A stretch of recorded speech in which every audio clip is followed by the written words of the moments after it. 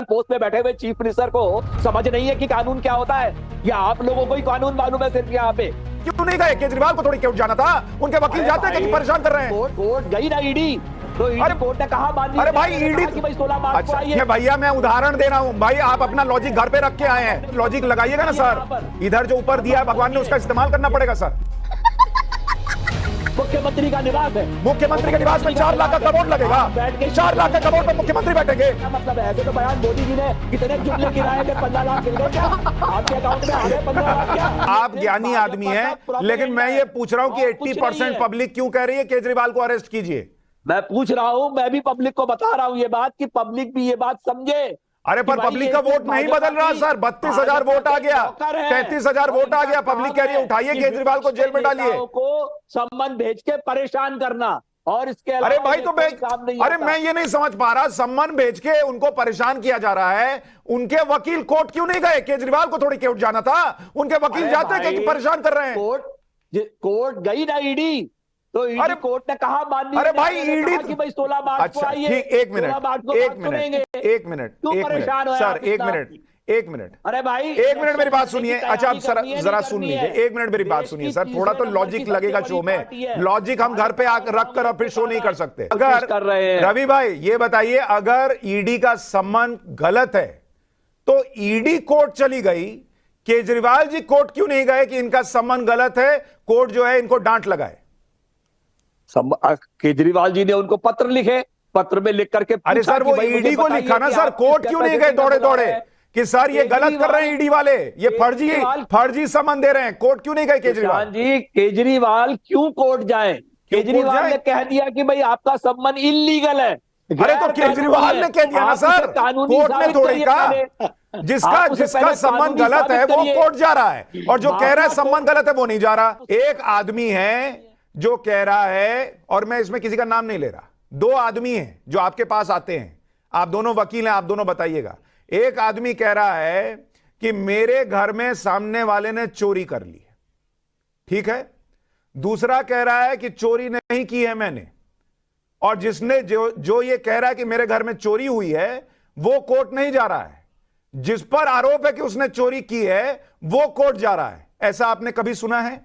अरे भैया चोरी करने में पुलिस स्टेशन जाते हैं, कोर्ट नहीं जाते हैं। अरे भैया मैं उदाहरण दे रहा हूं भाई, आप अपना लॉजिक घर पे रख के आए हैं, मैं आपको बता रहा हूं। अरे भाई कैसे समझाऊं आप लोग, आप थोड़ा तो लॉजिक लगाइएगा ना सर। इधर जो ऊपर दिया है भगवान ने उसका इस्तेमाल करना पड़ेगा सर। जिस दिन कचहरी की डेट थी, आपने कभी सुना है कि पूर्ण बहुमत की सरकार खुद अपने लिए ही विश्वास वो ले आए, कॉन्फिडेंस मोशन ले आए? और आप देखिए फ्राइडे को लाते, 16 तारीख को, 17 तारीख को सैटरडे था, और 17 तारीख को कहते हैं, सैटरडे को विधानसभा का सत्र बुला के बोलते हैं कि भाई मैं आपके समक्ष, कचहरी के समक्ष फिजिकली पेश इसलिए नहीं हो सकता, क्यों? क्योंकि कॉन्फिडेंस मोशन की चर्चा है।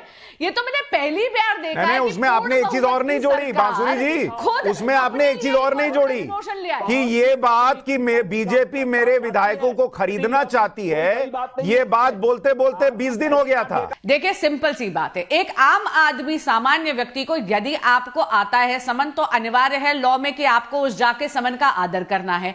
अगर आपको लगता है कि समन सही नहीं है, इलीगल, तो आप कोर्ट जाते हैं क्वॉशिंग के लिए। केजरीवाल जी तो भाई इतने वीवीआईपी पे कि 7 बार उन्होंने बस पत्र लिख दिया कि मैं नहीं आऊंगा, क्योंकि वो भयग्रस्त हैं। अब भयग्रस्त है, अब इसका लेकिन विक्टिम कार्ड भी प्ले करना है, तो क्या करेंगे? एक राजनीतिक स्वांग करेंगे। इसलिए जो कानून की प्रक्रिया जो हर किसी पर लागू होती है, सुशांत जी आप पर, मुझ पर, रवि जी पर भी, उसको एक तरफ उसका उल्लंघन करते हुए बार बार ईडी के समन का निरादर करेंगे।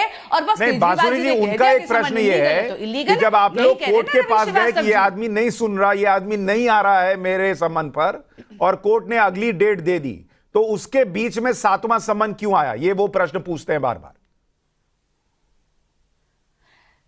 सबसे पहले तो भाजपा कोर्ट नहीं गई है, ईडी एक स्वतंत्र जांच एजेंसी है। ईडी अपनी कानूनी प्रक्रिया में गई है ये कहने के लिए कि समन का निरादर हो रहा है। लेकिन ईडी के अधिकार, ये मैं एज अ वकील बोल रही हूं, ईडी के अधिकार क्षेत्र में है समन करने के लिए। क्यों? क्योंकि अभी किसी भी प्रकार का स्टे ऑर्डर केजरीवाल जी के फेवर में नहीं है। हैविंग सेड दैट, जैसे मैंने कहा, ईडी बिल्कुल स्वतंत्र है, भाजपा उन्हें समन नहीं कर रही है, ईडी उनको समन कर रही है। और एक बात और सुशांत भाई, हाँ। ये जो बार बार भाजपा पे दोषारोपण कर रहे हैं, 1 मिनट 30 सेकेंड्स, मुझे एक चीज बताइए, आज तक देश के किसी भी कचहरी ने बार बार इनकी बेल क्यों रिजेक्ट करी है? मनीष सिसोदिया जी की, संजय सिंह जी की।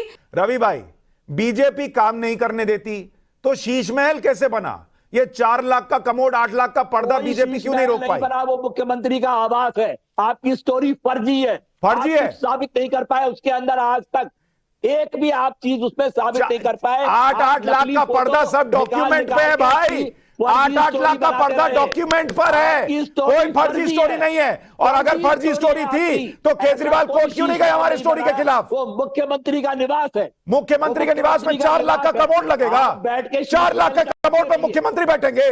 तमाशा करते हैं आप लोग, पब्लिक के पैसे से 4 लाख का कमोड और 8 लाख का पर्दा लगा रहे हैं और कह रहे हैं मुख्यमंत्री का आवास है। आप क्या बैठने गए थे वहां पे? क्या आपने रसीद? अरे भैया, कागज में लिखा हुआ है, कागज में लिखा हुआ है। पर्दे मैं आपके चैनल का अभिनंदन करती हूं, इतनी निर्भीक पत्रकारिता का। आपने दिखा दिया कि आम आदमी के आवरण में इतने खास आदमी हैं माननीय मुख्यमंत्री केजरीवाल जी कि उनकी 600 रुपए की चप्पल पड़ती और 6 करोड़ के मार्बल पर है जी। और जो कोर्ट बार बार टिप्पणी कर रहा है, कोर्ट का मतलब प्राइमा फेसाई का ये होता है कि जितने भी डॉक्यूमेंट्स के फाइल में पेश किए गए हैं वो पर्याप्त है कि आदमी को रिहा ना करा जाए, जबकि सुप्रीम कोर्ट ये कहता है कि bail is a rule and jail is not a rule. पहली चीज।